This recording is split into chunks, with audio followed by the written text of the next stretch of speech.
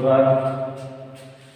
ધોરણ 10 ગુજરાતી રેશનો ઘોડો ભાગ 3 વિદ્યાર્થી મિત્રો, આજે આપણે જોવો છે પાત્રનો પરિચય તમને બધાને યાદ જ છે મિત્રો, છતાં પણ એક વખત જોઈ લે કે વીરુ કાકા અને મંજુ કાકીનો પુત્ર સૌરભ અને સંજયભાઈ અને મીનાબેનનો પુત્ર અંકિત, પુત્રી ગૌરવ અને અંકિત અને નંદાનો પુત્ર યશ, આટલા પાત્રો છે. વીરુ કાકા મિત્રો, વીરુ કાકા અને સંજયભાઈ કેવા હતા? પડોશી કેવા હતા મિત્રો?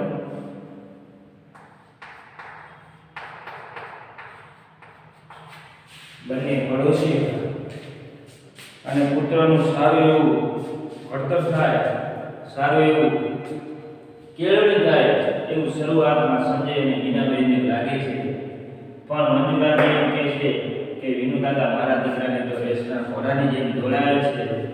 કમ્પ્યુટર ક્લાસ શરૂ કર્યા, અંકિત સર્ટિફિકેટ ઓફ મેરિટ આવ્યો, આલા સૌરભ સર્ટિફિકેટ ઓફ મેરિટ આવ્યો, ત્યારે અંકિત મિત્રો કેવો આવ્યો આપણે જોઈ લઈએ. અંકિત અને બંનેમાં જોઈએ મિત્રો, અંકિત માંડ પાસ થયો. કેવો?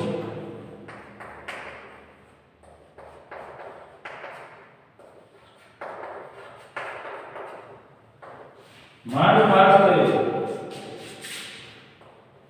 જ્યારે Saurabh certificate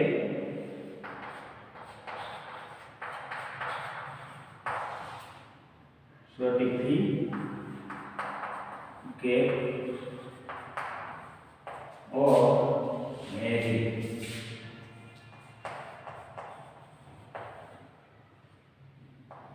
certificate of merit આવ્યું. પછી પણ સાથે છેલ્લે મીનાબેને કહી દીધું, કોને? વિનુ કાકા, કે મારે મારા દીકરાને અંકિતને જે કરવું હોય એ કરવા દે, એના પસંદગી. ત્યારે સંજયભાઈ મીનાબેન ઉપર નારાજ થયા અને વિનુ કાકા પણ મીનાબેન ઉપર નારાજ થાય છે. ત્યાં સુધીની વાત આપણે મિત્રો જોઈ લીધી, જેથી આપણે આગળ જોઈ લીધી. પણ એમ તો હોય, એકવાર ઓછા માર્ક્સ આવ્યા એટલે શું એને ભણવાનું બંધ કરી દેવાનું? એટલા માટે નહીં, પણ જરા મોટો થાય ત્યારે એને જે પસંદ કરવા દઈશું એને જ પસંદ કરવા દઈશું. એને જે ગમે છે એને શું કરવું છે એ પણ એને જ પૂછવાનું. રાત્રે સંજયભાઈ પણ એ મીનાબેન ઉપર નારાજ થયા. તું જાણે છે ને મીના, મારા સંજોગો એવા હતા કે હું જિંદગીમાં બહુ આગળ ન આવી શક્યો. સંજયભાઈ મીનાબેનને કહે છે, તું મારા એ દિવસો જાણે છે ને, જ્યારે આપણા લગ્ન થયા, અંકિતનો જન્મ પણ નતો થયો કે છે, ત્યારે મારા દિવસો કેવા હતા? હું જિંદગીમાં આગળ ન આવી શક્યો. અંકિત માટે હું બધું કરી ચૂકવા તૈયાર છું. અંકિત માટે કદાચ મારે પોતાના દીકરા માટે એક પિતા એવું કહે છે, કદાચ મારે એના માટે મારી જાતને વેચવી પડે ને તો પણ વેચી દઈશ. બધું કરવા તૈયાર છું ચૂકવા માટે. પણ એ બસ ભણી ગણીને એક સારો ઉમદા માણસ બને અને એની જિંદગી સારી હોય એટલું એ ઈચ્છે છે. તમે એને એક ચીજ આપશો? મીનાબેન કીધું સંજયભાઈ કે તમે એને એક ચીજ આપશો, અંકિત પણ ખુશ અને હું પણ ખુશ. જો એક માં શું કીધું સંજયભાઈ, તમે એક વસ્તુ, એક ચીજ મને આપશો જેથી હું પણ ખુશ રહી શકું અને મારો પુત્ર પણ ખુશ રહી શકે. જરૂર પણ એ મોંઘી તો નથી ને? સંજયભાઈ કીધું, એ તારે શું જોઈ શકે છે? એ વસ્તુ મોંઘી નથી ને, ખૂબ કિંમતી છે, પણ તમારે રોકડા ચૂકવવા નહીં પડે. એ તો ખૂબ કિંમતી છે. મીનાબેન કહે છે, એના તમારે રોકડા પૈસા ચૂકવવાના નથી કે છે. એટલે પ્રશ્ન કર્યો સંજય, કેમ? એટલે શું? અંકિતને એનું શૈશવ અપાવો. શું કીધું? અંકિતને શું કીધું?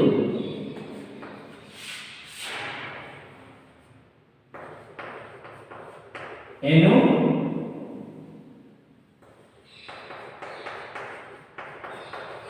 શૈશવ આપો.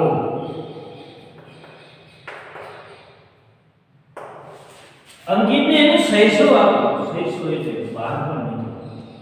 એનું બાળપણ તમે એની પછી સિનવશો ને આવી બધી પ્રવૃત્તિમાં એને અત્યારથી પાડીને ભણવાની લતમાં કે છે. હજુ તો નાનો છે મારો દીકરો. અને તમે જો આવી રીતના નિશાળથી ઘરથી પાછો ટ્યુશનમાં સાંજે આવે નો તમારી પાસે બેસી શકે, નો મારી પાસે થોડી વાર રિલેક્સ ન થઈ શકે અને નકરો ચોપડામાં જ મંડ્યો રહે, એ ભણીને કાંઈ કિતાબી ગીરો બની જાય, મારે એને એવું બનાવવો નથી કે છે. એટલે તમે મને એનું બાળપણ આપી દો. શું એ તમે આપી શકશો? આના તમારે પૈસા નથી ચૂકવવાના કે છે? નીનાબેને કીધું. સમજે? આ વાક્ય કોણ મેં છે? અંકિતને એનું શૈશવ અપાવો. આ વાક્ય એ નીનાબેન બોલ્યું.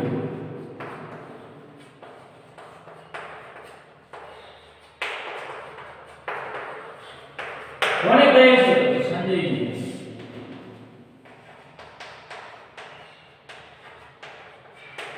સંજયને કહે છે કે અંકિતને એનું બાળપણ અપાવો. સાંજે ઘણીવાર હું અને અંકિત બગીચામાં જતા. ઘણી વખત સાંજે હું અને અંકિત બગીચામાં જતા. ત્યાં એને હિંચકા ખાતો, બીજા બાળકો સાથે રમતો જોતો મને થતું આ મારો નિર્ણય સાચો છે. અંકિત ને બીજા બાળકો સાથે રમતા, હિંચકા ખાતા એકદમ આનંદિત કિસ્સો જોતું હું જોઈ રહી હતી. ત્યારે મને પણ આનંદ થતો કે આ નિર્ણય કે છે નીનાનો નિર્ણય યોગ્ય છે. પણ એમ કહે વિનુ કાકા અંકિતને છોડે નતા. શું કામ? વિનુ કાકા શિક્ષણના આગ્રહી હતા. અંકિતને એમને જવા દેવા નતા ઈચ્છતા કે એનું ભવિષ્ય નથી બગડવા દેવું. વિનુ કાકા સૌરભને ભણાવે ત્યારે અંકિતને લઈ જતા. જ્યારે સૌરભને ભણાવવા બેસે ત્યારે અંકિતને સાથે લઈ જાય. પણ મને સ્પષ્ટ દેખાતું કે નારાજ થઈ ગયો. જ્યારે વિનુ કાકા અંકિતને પોતાની પાસે લઈ જાય ત્યારે અંકિત નારાજ થઈ ગયો, દુઃખમાં હોય, નથી ગમતો એવું મને સ્પષ્ટ એક માં જ જોઈ શકે. સંજયના ધ્યાનમાં પણ આ વાત આવી. ધીરે ધીરે સંજયને પણ ખબર પડવા લાગી કે પોતાના પુત્રને વિનુ કાકા પાસે ભણવા જવું ગમતું નથી. એક રવિવારની સાંજે અમે દરિયા કિનારે અંકિત સાથે ખૂબ રમ્યા. એક રવિવાર હતો. આવા બધા રવિવાર તો આવે છે મિત્રો, શનિ પછી રવિ. પણ આ દિવસ વિશેષ હતો. શું કારણ? કારણ કે આજે દરિયા કિનારે ખૂબ રમ્યા. પાણીમાં ભીંજાયા પછી આઈસ્ક્રીમ ખાતા એને પૂછ્યું. આઈસ્ક્રીમ ખાતો, પાણીમાં ભીંજાયા, આઈસ્ક્રીમ ખાતો અને પછી પૂછ્યું, બેટા અંકિત, તારે વિનુ કાકા પાસે કેમ નથી ભણવા જવું? શું કામ છે? મિત્રો ક્યારેક બાળકને એ નથી ગમતું એનું સાચું કારણ જાણવા માટે પહેલા એની સાથે એના જેવું બનવું જોઈએ. એટલે કે તમે ખૂબ રહીમાં દરિયા કિનારે ફેરા, ખૂબ નાના પડ્યા, આઈસ્ક્રીમ પણ ખાતો. બાળક એટલું બધું આનંદમાં આવી ગયું અને આનંદમાં આપણે સંજયભાઈ પૂછી લીધું અંકિતને, બેટા તારે વિનુ કાકા પાસે કેમ ભણવા નથી જવું? એ કહેતા હતા કે ભણવામાં ધ્યાન નથી આપતો. બેટા વિનુ કાકા એમ કહેતા કે તમારો અંકિત ભણવામાં ધ્યાન નથી આપતો. સૂર્યાસ્ત થઈ ગયો હોય હતો અને હળવે હળવે અંધકાર ઉતરી રહ્યો હતો. સૂર્યાસ્ત થઈ રહ્યો હતો. ધીરે ધીરે અંધકાર એ પૃથ્વી ઉપર છવાવા લાગ્યો હતો. હાથમાંનો ભૂકો એને છોડી દીધો અને એને દૂર સુધી હવામાં ઉડતો જોઈ રહ્યો અને પછી અચાનક જોરથી બોલ્યો. હાથમાં જે ફૂગો હતો ને ગેસ વાળો એ ફૂગો એને હાથમાંથી છોડી દીધો. દૂર ઊંચે સુધી ઉડતો એ ફૂગો અંકિત જોઈ રહ્યો પછી અચાનક જોરથી બોલ્યો. શું બોલ્યો? મને વિનુ કાકા જરાય નથી ગમતા. મને વિનુ કાકા જરાય નથી ગમતા. આ વાક્ય કોણ બોલે છે? અંકિત બોલે છે. નીનાબેન અને સંજય હવે શું થાય? પોતાના દીકરાએ કીધું મને વિનુ કાકા બિલકુલ નથી ગમતા. અમે બંને આઘાતથી જોઈ રહ્યા. આઘાત લાગ્યો કે હજુ આટલું નાનું બાળક છે, 5મા ધોરણનું બાળક, જો એમ કહે કે વિનુ કાકા મને બિલકુલ નથી ગમતા. આઘાત લાગ્યો. આવો ધિક્કાર કેમ એને જીતકારે છે, કેમ એની પાસે નથી જવું? એ તો બાળક તો ગમે એની પાસે જાય છે. જેની પાસે સ્નેહ, મોહ, પ્રેમ મળે ને એની પાસે બાળક વધારે જાય. કેમ તિરસ્કાર કરે છે, કેમ ઘૃણા કરે છે? રમાડે છે, ચોકલેટો આપે છે, છતાંય પણ કેમ ઘૃણા કરે છે? અંકિતમાં આવો ધિક્કાર, આવી ઘૃણા મેં ક્યારેય નથી જોયા. પછી ધીમે ધીમે મંજુ કાકી પાસેથી મને ખબર પડી. શું કીધું? ધીમે ધીમે જીનાબેન કહે છે મને મંજુ કાકી પાસેથી ખબર પડી. કેમ? શરૂઆતમાં મંજુ કાકીએ કીધું હતું કે આ બાપ દીકરાની દુનિયા અલગ છે. હું ઉંબરે ઊભી છું. મારા સૌરભને વિનુ કાકા કહે છે રેશના ઘોડાની જેમ દોડાવે છે. તમારા અંકિતની સાથે હું માં છું કે કોઈને દુશ્મન નથી, એટલે એનું પણ તમે ધ્યાન રાખો. એને એવું ન દોડવા તો રેશના ઘોડાની મામો. પણ હવે ધીરે ધીરે મંજુ કાકી પાસેથી આ બધી જ વાતો જાણવા મળે છે. નીનાબેન, મારું માનો તો અંકિતને મારે ત્યાં ભણવા મોકલતા જ નહીં. કોણે કીધું? મંજુ કાકી નીનાબેનને કહી દીધું અંકિતના મમ્મીને કે નીનાબેન, અંકિતને જો તમે મારી વાત માનતા હોય ને તો તમે તમારા પુત્ર અંકિતને મારી પાસે ભણવા ન મોકલો. મારા ઘરે મારા બાપને અક્કલ જ નથી. ઘરે પતિ કોણ? વિનુ કાકા. કેમ મનામાં અક્કલ નથી? કેમ વારે વારે અંકિતને ઉતારી પાડે છે? વાત વાતમાં અંકિતને ઉતારી પાડે છે. તો ઠોળ છું તો લખોડું સૌરભ તો કેટલો હોશિયાર છે. કારણ કે ઘણી વખત મિત્રો આવું થાય કે એકને તમે શાબાશી આપો, એકને તમે એમ કહો તને બળદિયા જેવા કંઈક ખબર છે થોડી, તું ભૂત જેવો છું, ડકોળ છું, કેટલી વખત સમજાવી તો પહોંચતો નથી. પણ મિત્રો, બધા બાળકની બુદ્ધિ અને યાદશક્તિ, સમજણ શક્તિ એટલી સરખી નથી હોતી. એટલે જેની જેવી બુદ્ધિ મિત્રો, એટલે જ કહેવાય છે તેરીને ટકોર. જે વિદ્યાર્થી ભણવામાં હોશિયાર છે એને ખાલી દિશા જ આપવાની. જે વિદ્યાર્થી અંકિત જેવો વિદ્યાર્થી એને નથી બહુ ઓલું થતું તો એને મિત્રો પ્રેમથી એને સમજાવવાનો પ્રયત્ન કરે. એને વાત વાતમાં ક્લાસની વચ્ચે ઉતારીને પડો, ફરજિયાત તને ખબર નથી પડતી, તું ભૂત જેવો છું, તું આવો છું, તને ખબર જ નથી પડતી, કેટલી વખત સમજાવવાનું. એમ નહીં બેટા, તું પ્રયત્ન કર, તને આવડશે. કેમ ના આવે? તને આવડે જ છે, તું કરી શકે છે, તું બોલી શકે છે. મિત્રો, જો આવી રીતના એને હું લાગણી મળે ને મિત્રો, તો એ વિદ્યાર્થી આગળ જતા શ્રેષ્ઠ થઈ જાય. કેમ? એના મનમાં વિશ્વાસ જાગે. નહીં કોઈ એની ભાવનાને કોઈ એના એ જે એની ઉણપ છે, જે એના તકલીફ એને સમજનાર કોઈ એની સાથે છે, એની હિંમત આપતો રહે છે. તો મિત્રો, ક્યારેય તકલીફ ન પડે. એટલે બિચારો ભૂંડો જીવ છે એ તો મારા સૌરભને ન છોડે. તમારો અંકિત તો સાવ ભૂંડો ને ભૂંડો છે. મારો અંકિત એવો છે તો સૌરભ એવો છે તો એને નથી છોડતા, એને ઉતારી પાડે, એને કેટલું સંભળાવી દે છે. પણ તમે માનશો, અમે ત્રણેય જણાએ ભેગા બેસીને નિરાતે ખાધું. તમે નહીં માનો, નીનાબેન, મંજુ કાકી અને અંકિત અમે ત્રણેય ભેગા થઈને જમ્યા કરીએ. અને અમે અંકિતને વિનુ કાકાને ત્યાં ભણવા મોકલવાનું બંધ કર્યું. હવે વિનુ કાકાને ક્રોધ આવે કે અત્યાર સુધી તમે અંકિતને મારા ઘરે મોકલતા આવ્યો, કેમ નથી મોકલતા આવ્યો?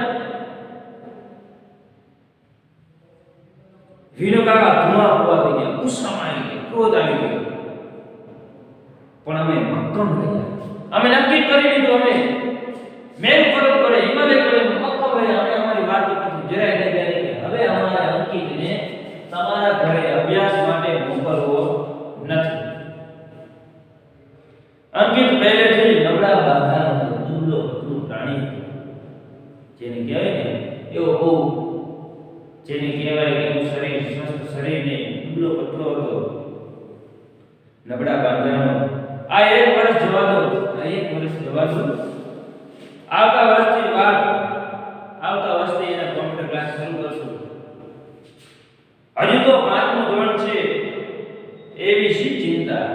હજુ તો 5માં ભણે છે મિત્રો. અત્યારે તમે બોર્ડની ચિંતા એની ખ્યાલ કરાવો તો ન કરાવે, કારણ કે છતાં હજુ 5મા ધોરણનો વિદ્યાર્થી 10મા ધોરણને સમજવામાં એટલું ન હોય.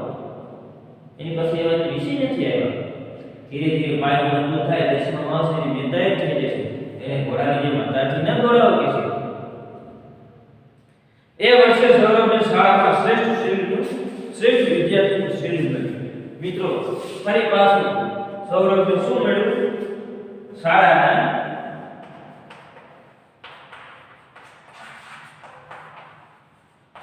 શ્રેષ્ઠ વિદ્યાર્થીનું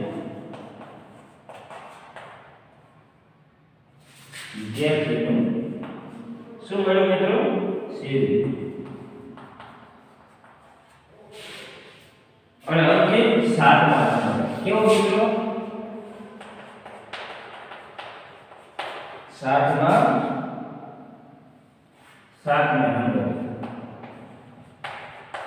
નંબર પાસ થયો.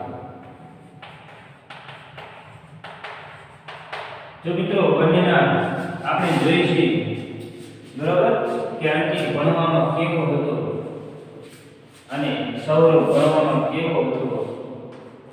બેને આપણે શરૂઆતથી એ તારકતા જઈએ છીએ રિઝલ્ટો પરિણામ તો અમે પહેલેથી જ જાણતા હતા અને સંજયભાઈ અને નીનાબેન કહેતા પરિણામ તો અમને પહેલેથી જ ખબર હતી. કેમ?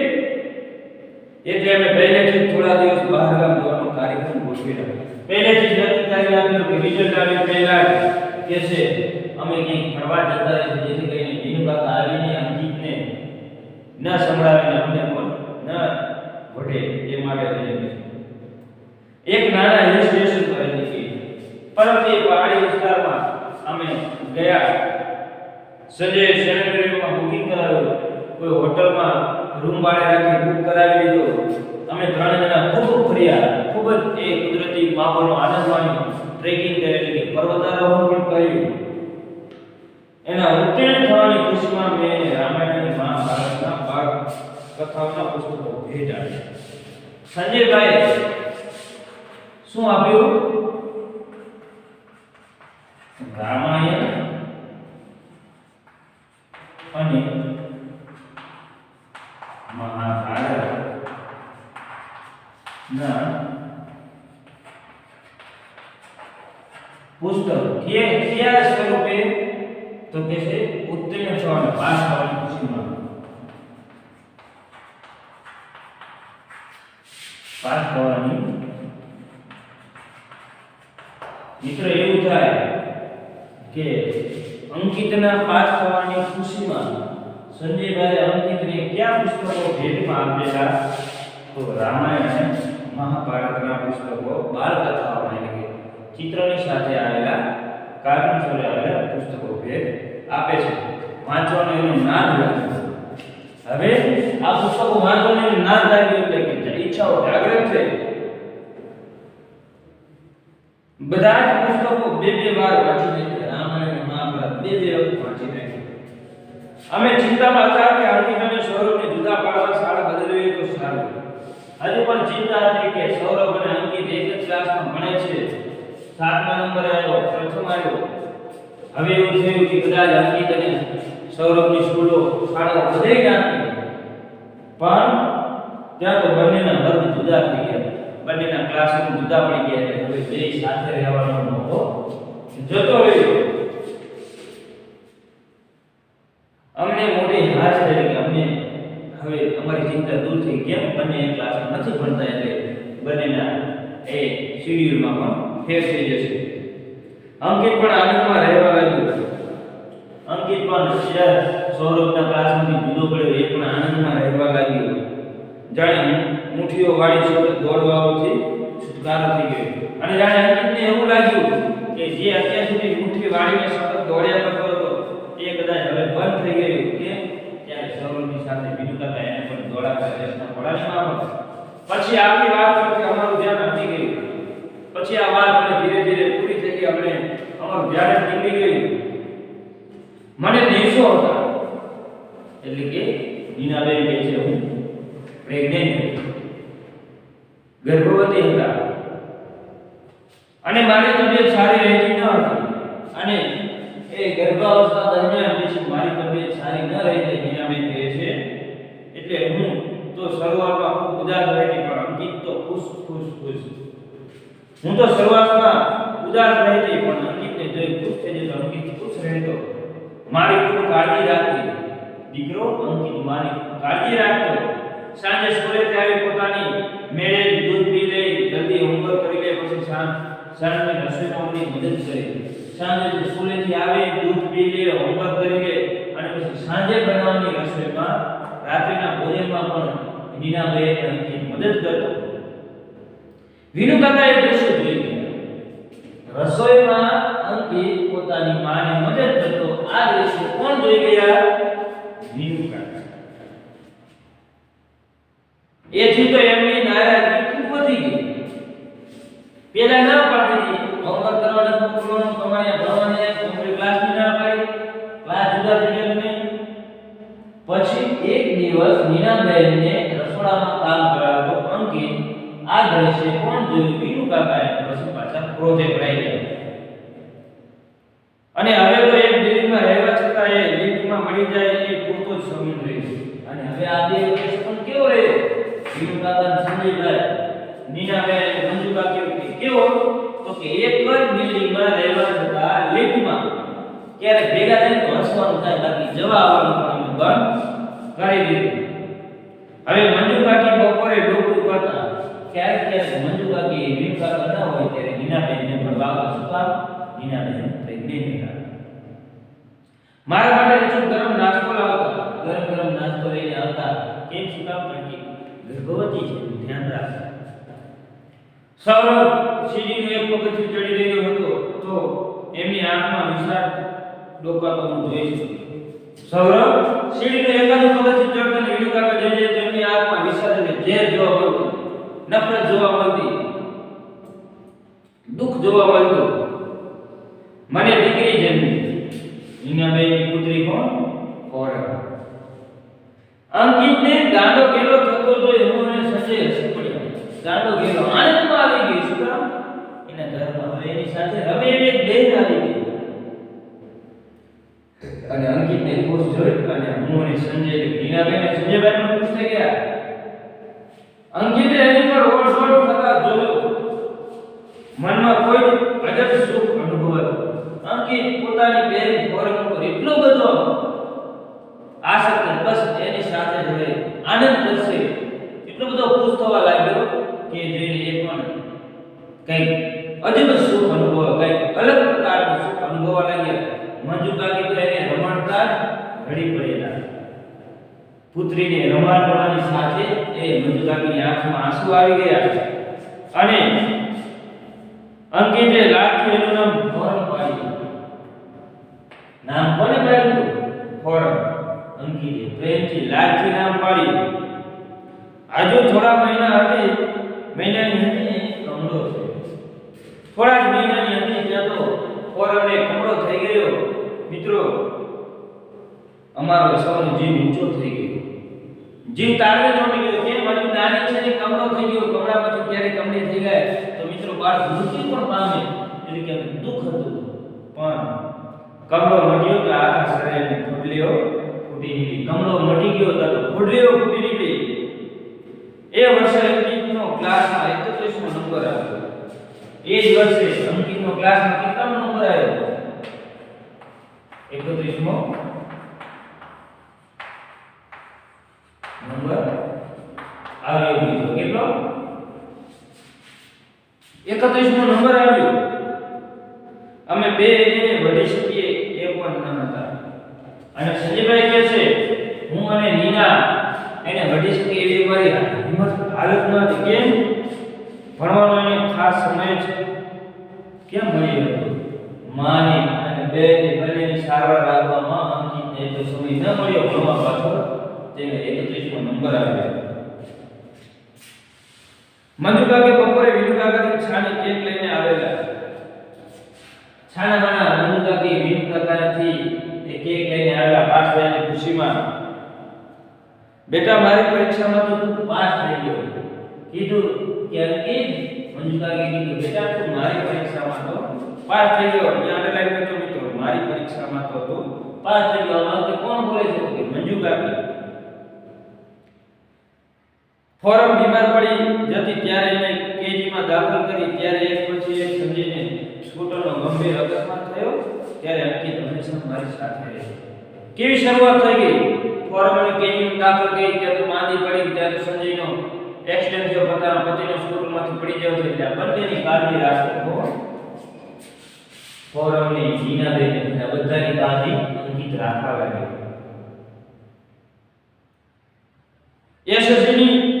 એસએસસીમાં સૌરભને 92% આવ્યા. કેટલા આવ્યા?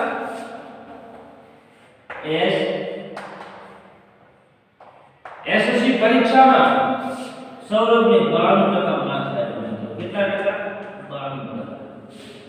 જ્યારે અંકિતને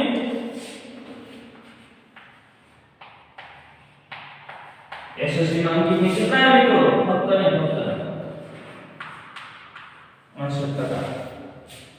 સૌરભે સાયન્સમાં એડમિશન લીધું. સાયન્સ અને અંકિતે કોમર્સ. કોમર્સમાં એડમિશન લીધું મિત્રો. મેં એને સંજયને સરસ કીર્તિ ઘડિયાળ ભેટ આપી ત્યારે ઘણા સમય એના ચહેરા પર ફરી ઉદાસી થઈ. એસએસસીમાં 68% લાવ્યા છે. ઘડિયાળ શું આપ્યું?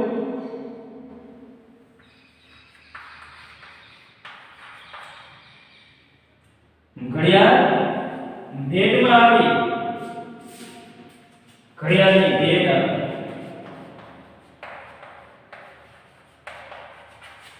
ભેટ આપી પણ એ સમયે એના ચહેરા પર ઉદાસી હતી. શાની ઉદાસી હતી? સોરી પપ્પા, તમારા લોકોનું સપનું પૂરું ન કરી શક્યો. આવું અંકિતે કીધું. શું કીધું? તમારું સપનું પૂરું ન કરી શક્યો ને જતા રહેવાનું. મેં કહ્યું એટલે કે સંજયભાઈ કહે છે તો માત્ર ડિગ્રી મેળવે એ અમારું સપનું નહોતું બેટા. તું ડિગ્રી લઈને આવે સારી હતી કાગળ ઉપર એ અમારું સપનું ન હતું, પણ તું ઉમદા માણસ બને એવું અમે બંને જરૂર ઈચ્છતા હતા અને એ સપનું અમારું સાચું પડશે એ મને શ્રદ્ધા છે. સંજયભાઈ કીધું કે તું ભલે એસએસસીમાં 90% ન લાવી શક્યો, તું કદાચ ડિગ્રી ન મેળવી શક્યો, પણ તું એક ઉમદા માણસ બની શકે એવો મને વિશ્વાસ છે અને એક દિવસ તું ઉમદા માણસ બનીશ. મને એની પૂરેપૂરી શ્રદ્ધા છે. એક પિતાએ પુત્ર ઉપર દાખવેલો વિશ્વાસ. 11 વર્ષ પછી મિત્રો આ સમયને કેટલા વર્ષ થઈ ગયા? 11 વર્ષનો સમયગાળો પૂરો થઈ ગયો. અંકિત બેંકમાં સરસ નોકરી કરે છે. શું કરે છે મિત્રો? અંકિત બેંકમાં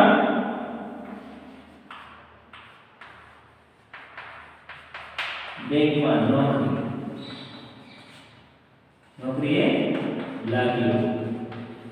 કોમર્સ પછી મિત્રો બેંકમાં નોકરી લાગ્યો. જ્યારે સાયન્સ પછી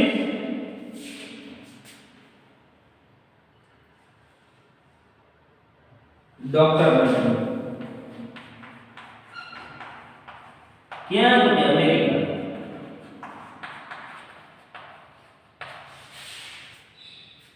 બેંકની સાથે બેંકમાં નોકરી કરે છે. કિડની ફેલ થવાથી સંજયભાઈનું મૃત્યુ થઈ ગયું. સંજયભાઈનું શું છે મિત્રો?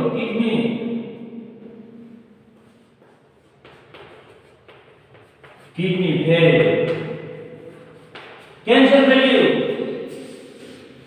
કેન્સર થવાથી સંજયભાઈનું મૃત્યુ થયું. અંકિતે બેંકમાં એની સાથે કામ કરતી નંદા ગામની યુવતી સાથે લગ્ન કર્યા. શું કહ્યું મિત્રો? અંકિતે કોની સાથે લગ્ન કર્યા? નંદા સાથે. એની સાથે બેંકમાં જોબ કરતી નંદા નામની એ યુવતી સાથે અંકિતે લગ્ન કર્યા. એમનો નાનકડો મીઠડો દીકરો, કેવો મિત્રો? મીઠડો, બધાને વારો લાગે એવો મીઠડો દીકરો યશ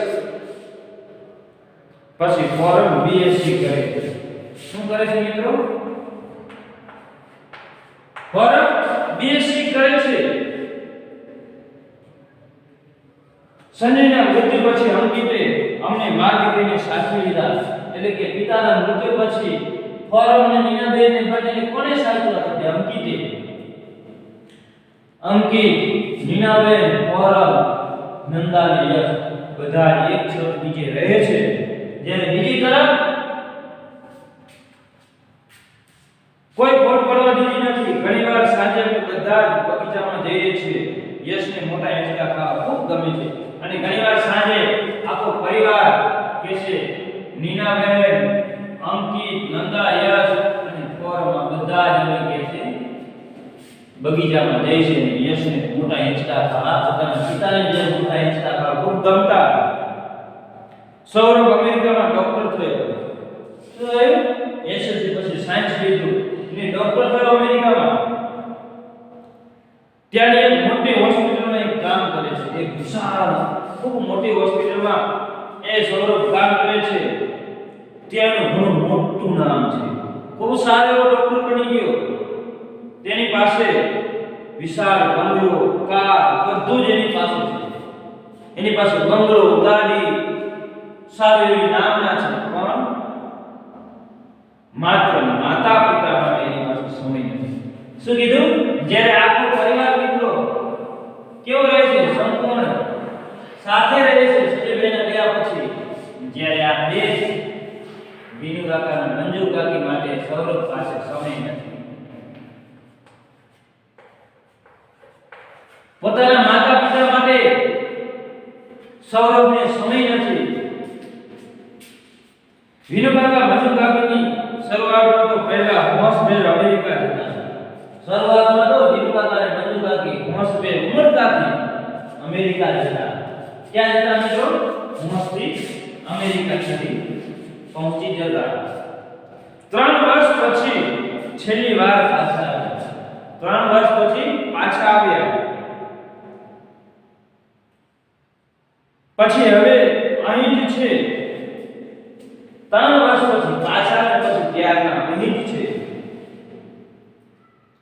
ક્યારે કોઈ એમને પૂછતી નીનાબેન કે ક્યારે કોઈ એમને પૂછી લેતી કે હવે ક્યારે જશો? હવે તમે અમેરિકા ક્યારે જવાના? મંજુ કાકી પૂછતી. ત્યારે માથું ધોળાવીને ચૂપ રહે. માથું હલાવીને ખબર નથી ક્યારે અમે જઈશું કે છે. એમની આંખને ગુણે બાજેલું નાનું આંસુ આથમતા સૂરજના કિરણોમાં ઝળકી ઉઠે છે. અને આંખમાં આંસુ છે મંજુ કાકીના આંખમાં. એ આંસુ એ આથમતા સૂર્યના કિરણોનો પ્રકાશ પડતા એ આંસુ ચમકી ઉઠે છે. અમે ફરવા જઈએ ત્યારે અંકિત અચૂક એમને સાથે લઈ આવે. જ્યારે આખો પરિવાર ફરવા જાય ત્યારે કોને સાથે લઈ જાય? તો કે મંજુ કાકી અને વિનુ કાકાને અંકિત સાથે લઈ જાય. વિનુ કાકા અને મંજુ કાકીની ઉંમર જાણે એકદમ વધારે વધી ગઈ લાગી. અચાનક એવું લાગ્યું 3 વર્ષ પછી પાછા આવે ત્યારે કે અચાનક જ વિનુ કાકા અને મંજુ કાકીની ઉંમર વધી ગઈ છે. કાકીને ગોઠણનો દુખાવો, ઢીચણનો દુખાવો હતો. એટલે ફોરમ એમનો હાથ પકડી મંજુ કાકીને ચલાવતી. બગીચો ખાલી થવા લાગ્યો. હળકો અંધકાર ઉતરે છે. બગીચો ધીરે ધીરે ખાલી થવા લાગ્યો, અંધકાર થવા લાગ્યો. એટલે અંકિત વિનુ કાકાનો હાથ પકડી ઉછાળે છે. અંકિતે વિનુ કાકાનો હાથ પકડી કહ્યું, ચાલો કાકા હવે ઘરે જઈએ. ચાલો વિનુ કાકા ઘરે જઈશું. કે હવે તો ઘરે જઈશું ને, અંધકાર થયો. કાંડે બાંધેલી કિંમતી ઘડિયાળમાં જોયા વગર તેઓ કહે છે. પોતાના કાંડે સરસ મજાની કિંમતી મોંઘી ગાઢ ઘડિયાળ બાંધેલી છે. ઘડિયાળમાં જોયા વગર મિત્રો શું કીધું? મોંઘી, ખૂબ મોંઘી ઘડિયાળ. કદાચ પુત્ર સૌરભે ભેટ આપી છે, પણ એ ઘડિયાળમાં આજે જોયા વગર કીધું. શું કીધું? હા બેટા, ચાલ બહુ મોડું થઈ ગયું. શું કીધું? કેમ એવું કીધું કે ચાલ બેટા હવે બહુ મોડું થઈ ગયું? શું કામ? આજે જે પુત્ર માટે વિનુ કાકા બધું જ કરી ચૂક્યા, એ પુત્ર પાસે આજે માતા પિતા માટે સમય નથી. જે પુત્રએ ગઢપણની લાઠી બનવું જોઈએ, એ પુત્ર આજે એમની પાસે નથી. કે એ જે ઈચ્છતા, એ જે કેળવણી આપવા ઈચ્છતા, એમાં એ કદાચ ખોટા પડ્યા. અને સંજયભાઈ અને નીનાબેન પોતાના પુત્ર અંકિતને જે કેળવણી આપી આજે સ્પષ્ટ દેખાય છે. એટલે કે તારા માતા પિતા સાચા હતા અને ખોટો હતો. કેમ? આજે પૈસાની પાછળ ભાગવા લાગ્યો, પોતાના માતા પિતાને ભૂલી ગયો, જન્મ દેનારી જનેતાને ભૂલી ગયો. પણ અંકિત બધાને કેવો એક તાંતણે બાંધી